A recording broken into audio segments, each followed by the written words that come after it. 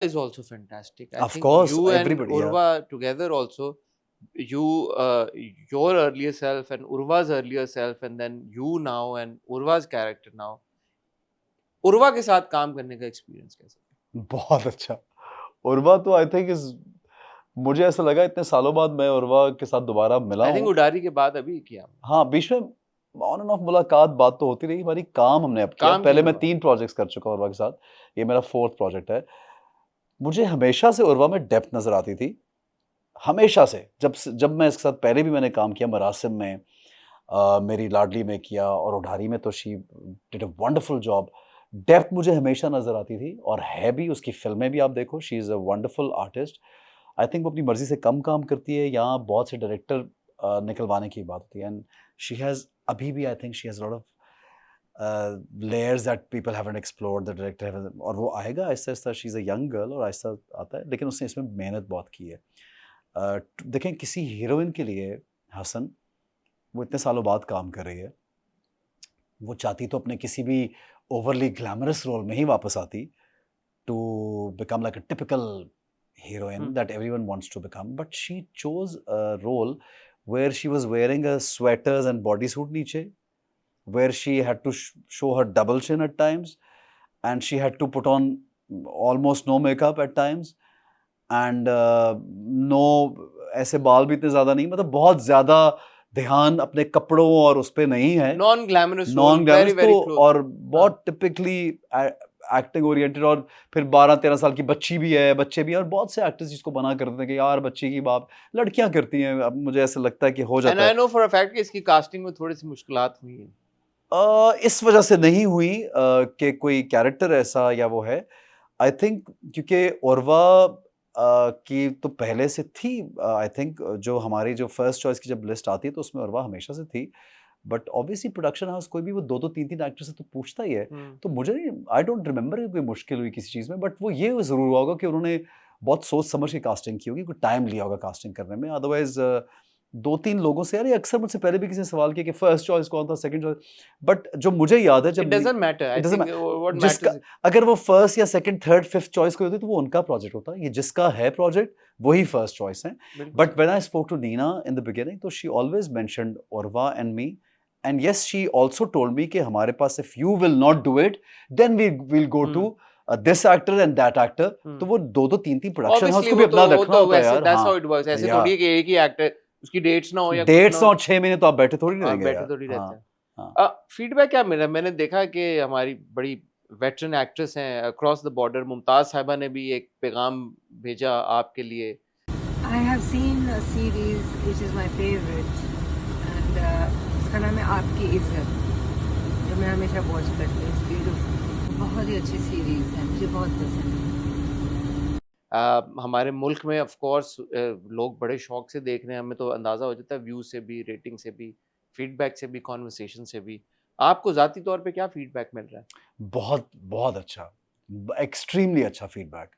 I mean, मुझे ऐसा लगता है कि people are relating to this project, and लोगों को ये लगता है कि उनके घर की कहानी, क्योंकि हसन किसी ना किसी पॉइंट पर ये किसी की घर की कहानी है। चाहे मैं अब जब मुलाजिमों के किरदार भी देखता हूँ तो आई कैन रिलेट दीज मुलाजिम्स टू माई हेल्प।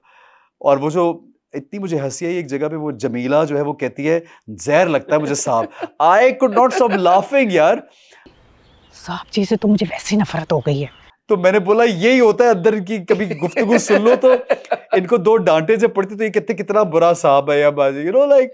और वो जो क्यूरियोसिटी है कि किचन में खड़े हो के आपस में सारे एक वो वाला रिलेटेबल है। मियाँ बीवी की बातें कि बीवी को बोल रहा है मोटी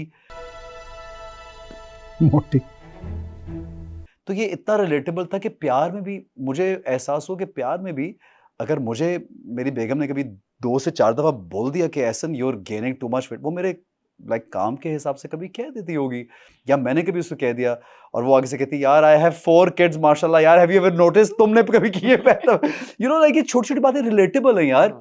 और ऑल्दो माय वाइफ सेज कि यार I can't relate to this play, thank God she can't, thank God she can't.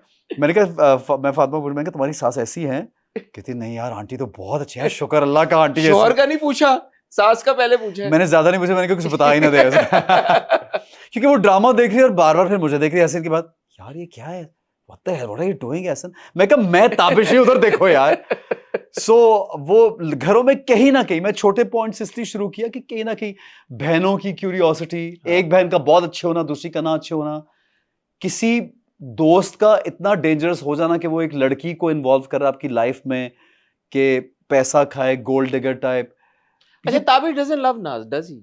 ऐसा नहीं है कि कोई उसको नाज से देखो वो हसन, उसके लिए सीढ़ी है। अगर आप ये सवाल नहीं भी करो तो आपको सब नजर आ रहा है, इसलिए नजर आ रहा है। मैं आपका ठप्पा चाह रहा हूँ। नहीं, मैं आपको बताता हूँ, लव वो था रियल ट्रू जो मैंने बीना से यंगर एज में दिखाया। वो मेरी, आपने कहा आंखों में, मेरी पूरी बॉडी लैंग्वेज में, उसको देख के आई एम, वो अगले एपिसोड के प्रोमो में भी नजर आ रहा है जब वो कह रहा है कि मैं तुम्हारे बगैर भी नहीं रह सकता। तो आज भी तुम्हारे बगैर नहीं रह सकता बीना। प्यार वही था। देखो उसकी पूरी, किसी प्यार वाले, आप कभी बैठे ना, आपको अगर प्यार हुआ जिंदगी में तो आप जैसे मोहब्बत करते ना, आप उसके साथ कभी बैठ जाओ तो आपकी पूरी बॉडी लैंग्वेज चेंज हो जाती है, एक अलग केमिस्ट्री होती है। वो मेरी और बीना की यूथ में है। नाज के साथ ऑब्वियसली प्यार भी है, but maybe it's a little mature, so it's more so मतलबी प्यार for so many other reasons, because इस तरह के आदमी जो, यार, हाँ, एक आदमी को यंग लड़की मिल रही है, फिर वो उससे मतलब निकाल, वो अपना मतलब निकाल रही है, अपना मतलब निकाल इसको रहा है, पता है वो मतलब निकाल रही है।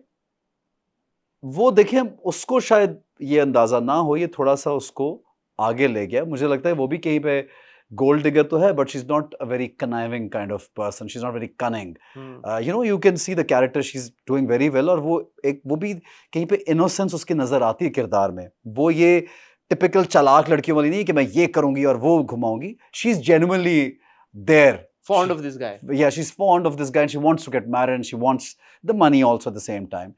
But then ये love उस तरह का love नहीं है. This is more so a need, I would say.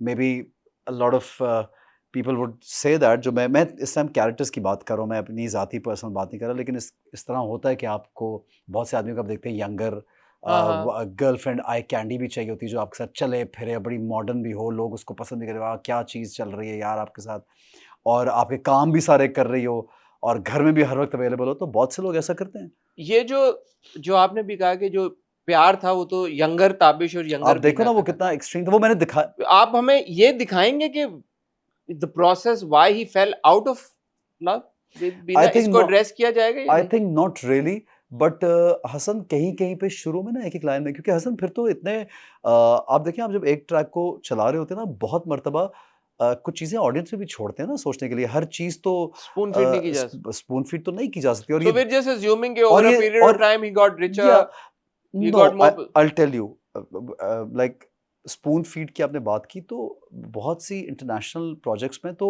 आपके जहन पे छोड़ देते हैं कि आप क्या सोच रहे हैं, बट बड़ा ऑब्वियस इसने शुरू में एक दो लाइनों में कहा कि बीना पढ़ी लिखी नहीं है, बीना अब मेरे साथ नहीं चल सकती।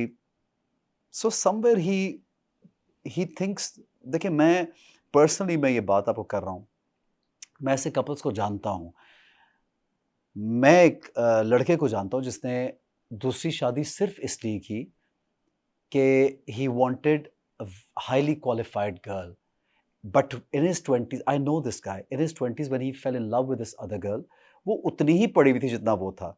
शादी के बाद हुआ ये कि वो लड़का खुद तो बाहर भी चला गया, बैंक में भी जॉब कर रहा है, फलां जगह भी एक आईटी कंपनी में जॉब कर रहा है, पढ़ भी रहा है, उसने पढ़ा भी 3 साल।